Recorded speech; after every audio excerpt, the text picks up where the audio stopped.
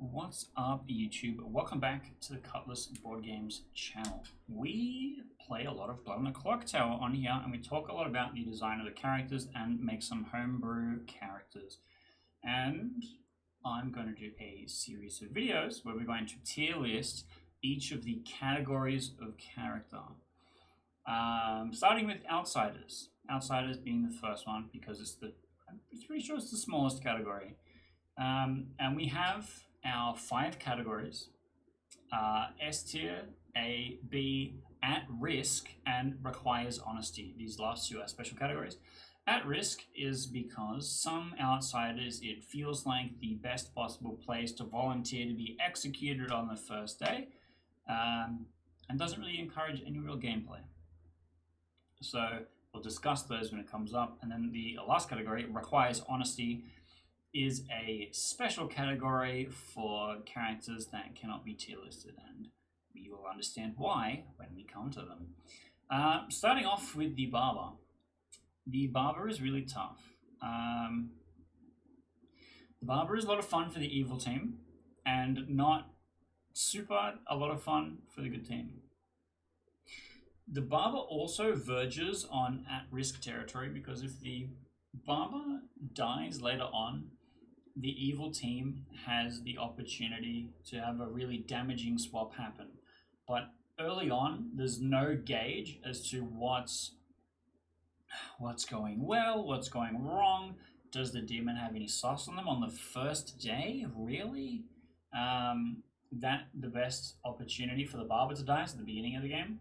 And so that's why it's going to go in B tier. Go in B tier. I don't have any personal bias against the Barber.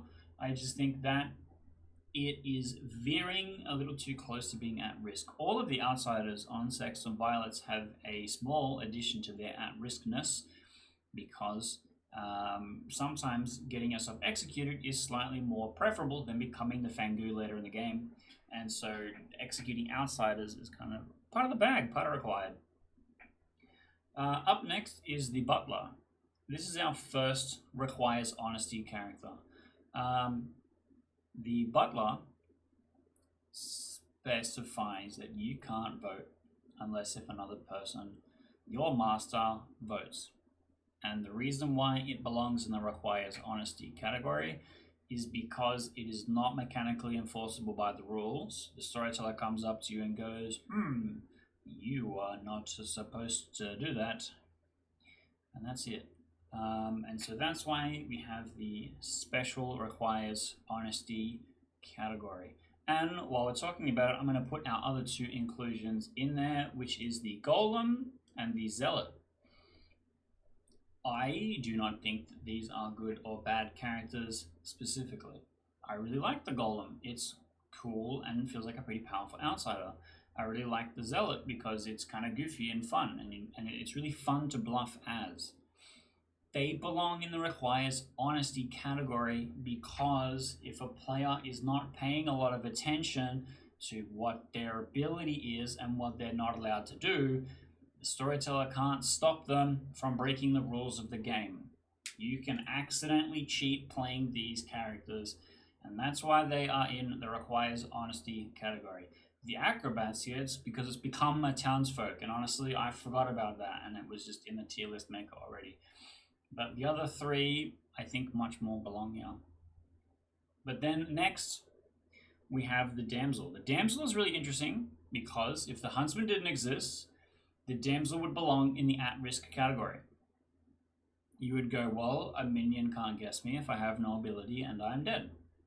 Therefore, you should try and get me killed. However, and the reason why it doesn't belong in the at-risk category, however, if a minion thinks that a person is too eager for execution on the first day, they might think that is a damsel trying to skirt their ability and guess them. And that makes sense. That's a good play. Which means enthusiastically getting yourself executed on the first day, especially by publicly claiming, is really bad. And so we can't put the damsel in the at-risk category. And the way the Huntsman works with it and turning it into a townsfolk probably makes it one of the better outsiders. So we're going to put it in A. The Drunk goes in S. The drunk is amongst the greatest characters in the game and easily the best outsider. Because you think you're playing the game, except the storyteller is allowed to be mean to you. The storyteller's having a lot of fun. You are along for the ride. It's pretty good. The drunk is a showcase for why Blood on the Clocktower gets great advantage from having a storyteller in the game rather than being mechanically enforced. Next up is the Goon. The Goon is an interesting one. The Goon is a character that can be a little goofy in how it interacts with things. For example, when someone's ability targets the Goon, it's a little confusing. So if the Poe on the first of their 3 picks selects the Goon, malfunctions, no one dies. The Poe on the third of the 3 hits picks the Goon, 2 people die, and it's a bit confusing. They've at least changed it for full release so that it's only one time. It used to be any time, and it was really brutal, and you just had to really know the night sheet. Like, the chambermaid was the main powerhouse in keeping the Goon on a good team, and the chambermaid would have to pick somebody else on the Goon like every night to guarantee that the Goon's dead good. And with the change, making just being like the first person target, something I think it is much better.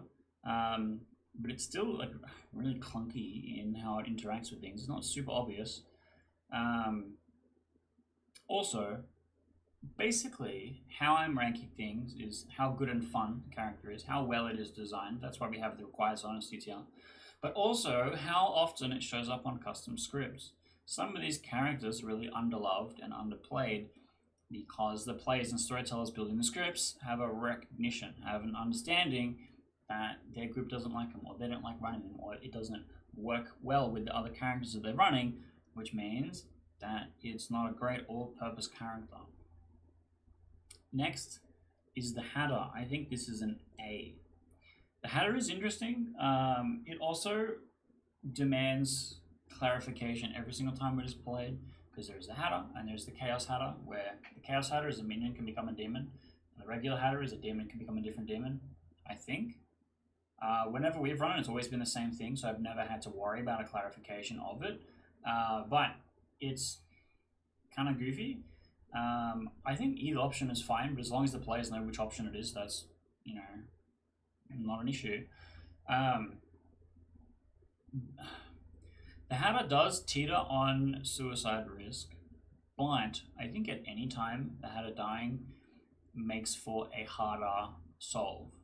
So I don't think necessarily dying super early versus super late is any different. I think it's equally bad at all times, and so therefore it's better to just be in a live good vote, which is interesting. I think it's fun for the evil team also, because they get a cool new thing happen to them and they get to interact with what's going on. Next, we have the Heretic. The Heretic is a tough character to tier list. Whoops, it's in S tier. We'll move it in a second, but basically the Heretic, there is a few categories of character, and they will show up in other tier list videos that I'm going to do. There's a few categories of character that, when they exist on the script, demand your entire attention to consider its existence. The Heretic is one, the Atheist is one, Legion is one. On any Legion script, there will be, oh, it's this worldview, or it's Legion. Every time, right? It'll be, oh, it could just be Legion. It just occupies so much brain space. And the Heretic is the same way. If there's no way of knowing that there is a Heretic happening, then you have to be guessing all of your actions. Will this for me the game? Am I throwing it away? I think it's fun in some really light teensy ones. They're really fast, really throwing it out, and something goofy happens. We had a game where we had an Alcahir guess pop off, but there was a Heretic in play.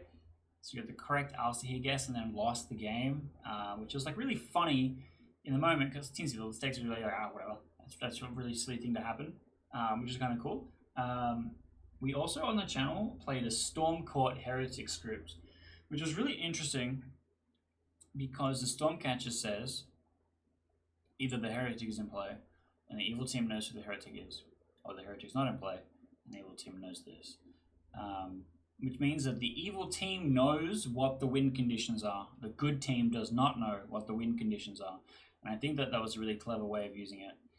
And I think that the heretic needs some more characters to interact with for it to reach its full potential of flipping the win conditions. Because with the Saint, for example, which we'll see in a second, the Saint and the heretic really trust each other. Then the Saint advocating for their own execution to win the game, it's kind of cool. It's kind of interesting.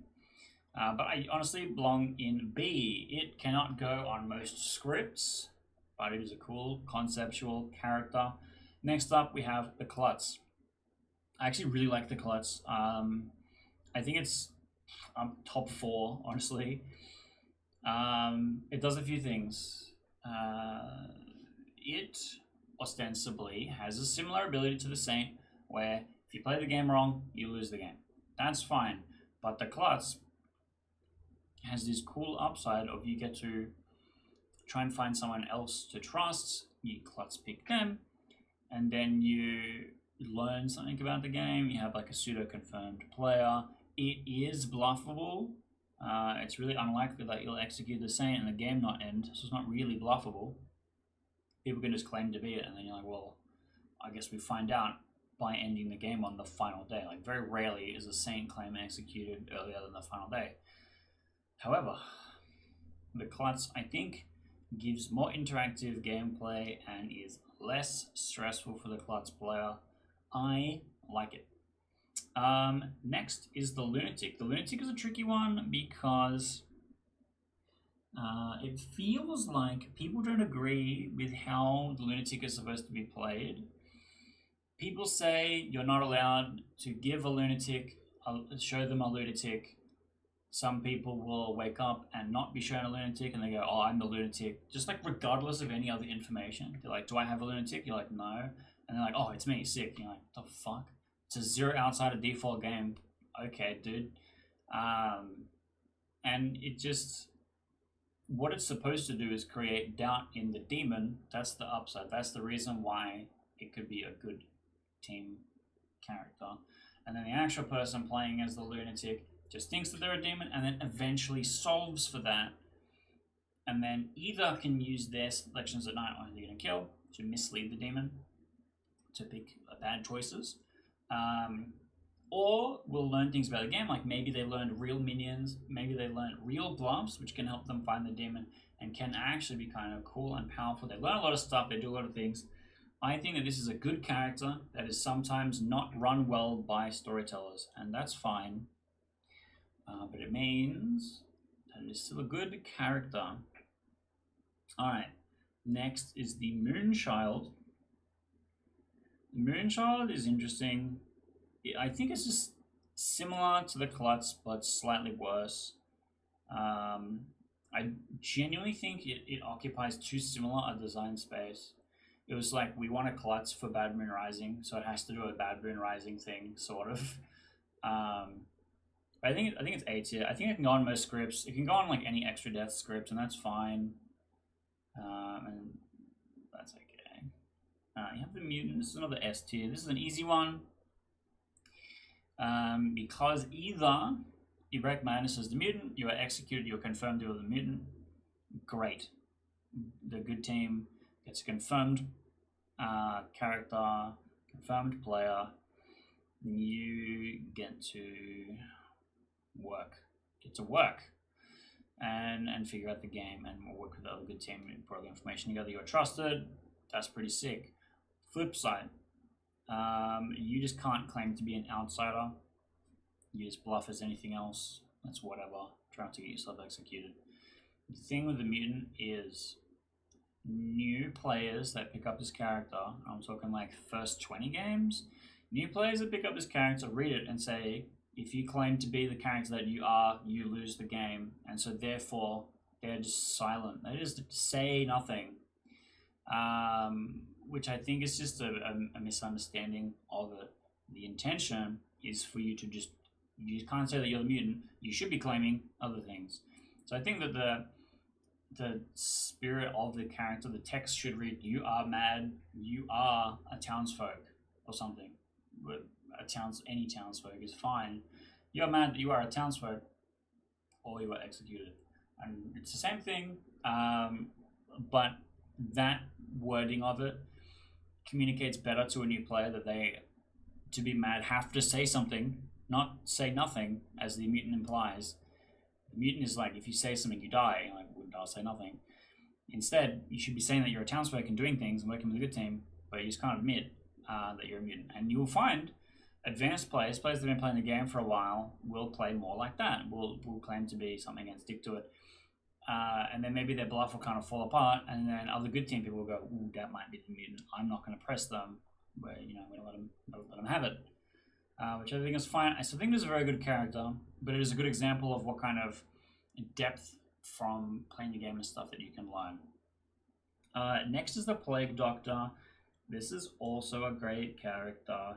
This is one of the characters that's like the storyteller making the script goes, oh yeah, look at all the fun that I could have. I could have one of these minion abilities. I get to play the game too. And that's a bit rude. The storyteller's already having too much fun. But the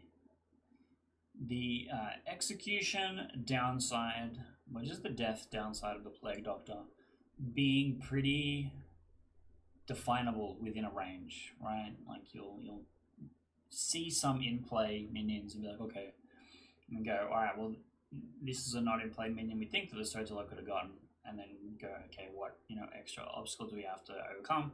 Which I think is fine. I've never played a game with a Plague Doctor and been like, wow, that sucked. I can't believe he gave the storyteller this ability, I think it belongs in A tier. I think it's one of the best death penalty characters. It's like really far away from being at risk. Our at risk category is actually really funny and empty right now. In theory, everything is judged from its distance from being at risk. Like the Barber is pretty close to being at risk. And then things like the Heretic is like, even if you're dead, I still have this ability. And you're like, well, okay, I don't really need to be alive that badly. All right, next is the Politician.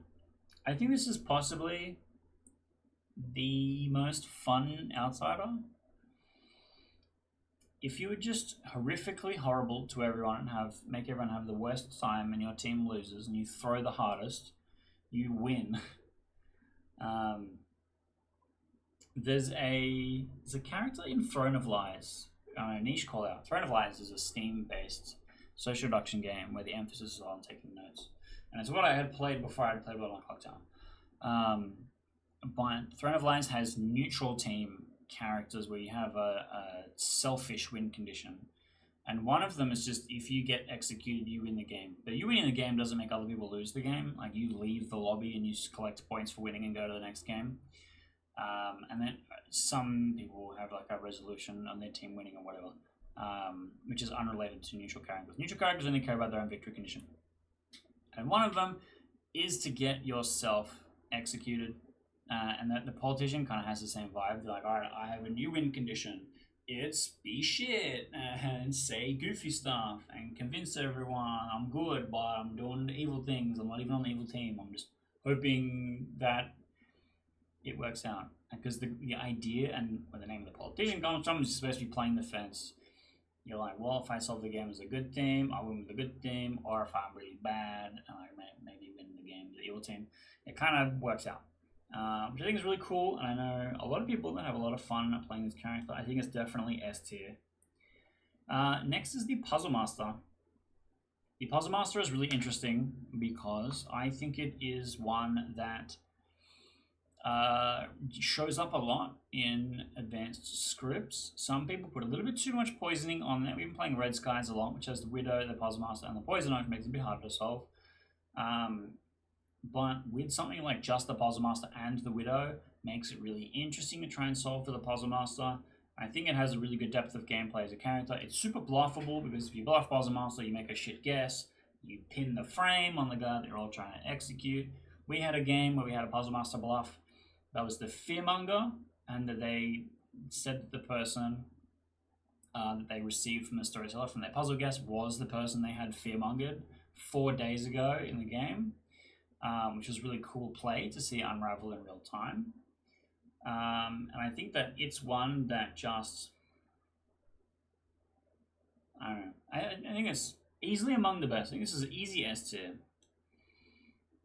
because it adds a unique mini game for you. Ooh, who did I drunken? And then I'll win the game if I guess correctly. Which I think more Outsiders should be designed like mini games, like the Politician, like the Puzzle Master. I think they're both very good. Okay. Here is our first at-risk character. This is the Recluse. The Recluse exists as a way for the storyteller to get away with some bullshit, basically. We see a lot of people putting a marionette next to the Recluse because it registers as the demon for setup. We see the Recluse pinging off nearly every imaginable detect evil ability as often as possible, and their ability persists when dead. However, people are not likely to pick you for abilities if you're dead, and your suspicion upon being evil will go away if you're dead. And so, oftentimes, a Recluse will volunteer to die on the first day, which is not great, but because the Recluse doesn't have any upside or any thing to do other than be unhelpful, very often I will find them in the at-risk category. The Barber being the second in line comparatively. Next up is the Saint. The Saint is the most stressful character I've ever fucking played because the group that I play with very often thinks that I'm super evil and very often tries to get me executed. So there will be a nomination for me every single day, and I'll be doing my best not to get executed, and it's really hard. The Saint's really stressful. The Saint's really stressful, but I also think it's a very good bluff. Especially in Trouble Brewing, I think it's a very good bluff for the demon, for the evil team generally, to try and, keep someone alive for as long as they can, to sow havoc, because you don't have much reason to not execute a Saint claim for fear of the penalty on the final day. So it's just, alright, can we make it the final day? Can we get the demon to the final day? Cool, here's the Saint bluff. As far as you lose the whole game as a downside is a bit brutal, but they literally cannot be a suicide risk. However, if the at-risk category means only execution, it's just a Recluse so far. However, if the at-risk category includes the Gunslinger, the Gnome, then the Saint belongs in the at-risk category, because given any execution to die without being executed, they will choose it, and they'll have no reason not to choose it, and that makes bluffing as a Saint really hard if a Gnome joins as a Traveler, if a Gunslinger joins as a Traveler. And so, in some games, I see some storytellers make a jinx that says that it will count. If you die by execution or by Traveler, you lose the game.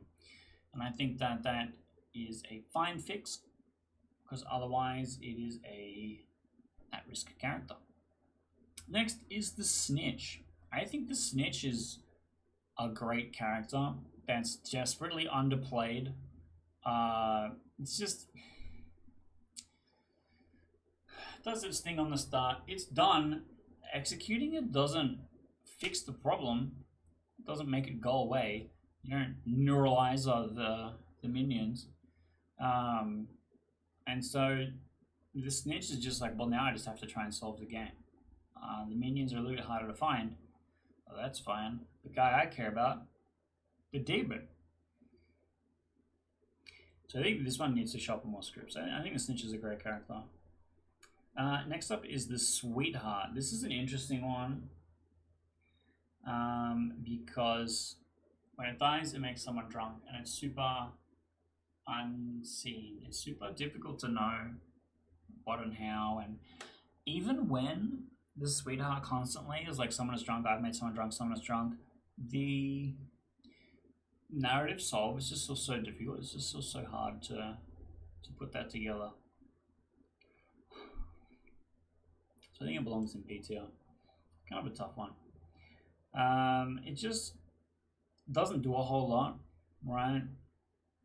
It doesn't do enough. It has an on-death downside to stop being at risk. That's kind of it. Next we have the Tinker. The Tinker is very fun if you're the storyteller. And you just kind of feel like you do nothing when you're playing it. Like, cool. I exist as a way for the storyteller to have fun. Or to change the deaths narrative, which is really common in Batman Rising. Or, try and help move the good team away from whatever's going on. If there's supposed to be no deaths at night, Tinker might die. It's very unlikely to kill a Tinker during the day. It would be really funny to simulate a witch nomination with a Tinker, something that I've not seen before. But otherwise, it's mostly for this incredibly niche singular job, and I think it is not very fun to play unless if you spend the entire time challenging the storyteller to kill you.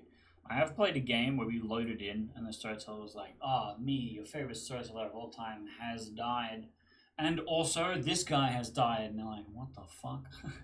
Oh, Tinker confirmed, minute 0. Oh, okay. Interesting. Just kind of goofy. And then, the Ogre.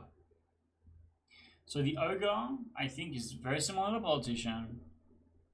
But basically, it's also a great bluff too. Evil Team bluffing as Ogre is fantastic. But the Ogre gameplay itself is like, I've made one friend.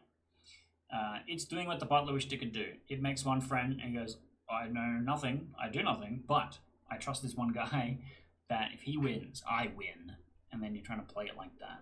And you're like, well, I'm going to vote with this guy because we're on the same team, and it just feels like it does the same thing the butler does, but better, but more fun. Has no downside, does not require honesty.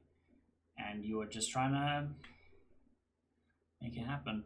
But I think it is very fun to bluff. We had a game recently where the demon bluffed as the Ogre and convinced the guy that she picked, that they're on the team together. Had no suspicion throughout the entire game. Got the final day. No one had any sus. So I'm an outsider, and it's kind of goofy. It's kind of fun. It kind of works nicely. I do like it a lot. Now, interesting look at this graph. It's really top heavy. Would you be shocked to learn? I think most of the outsiders are good, are well designed. The Recluse exists for a specific purpose in Trouble Brewing. And that is so that an evil player has a way to backpedal and say, yeah, look, I understand why you detected me as this. It's because I'm the Recluse. It creates so many easy 50-50s with nearly every ability, which the evil team really needs on Trouble Brewing. Most other scripts, you're like, man, so many cool characters that play on this custom script, and I'm the fucking Recluse. And that's not to say that Recluse is the worst character. It has a specific purpose. It does, novel and interesting things. It allows the storyteller a lot of interesting flexibility to build and change how things work. I think it has value. But I think it's possibly the greatest at risk of just volunteering to get yourself executed and patiently wait to play the next game. Which is not great. It's not super fun. And then, look, I also like the Butler. I'm a Butler enjoyer. I think we should play the Butler more. I like the Golem and I like the Zealot. But they require the storyteller to have a stern conversation with the player about how they're playing the game if they mess up, which is a bit rough. There's just like no defined downside. So it's really, really challenging.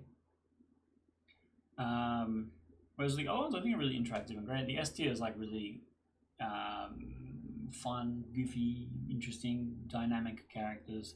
And then A tier is just like stuff that you will more regularly see in custom scripts.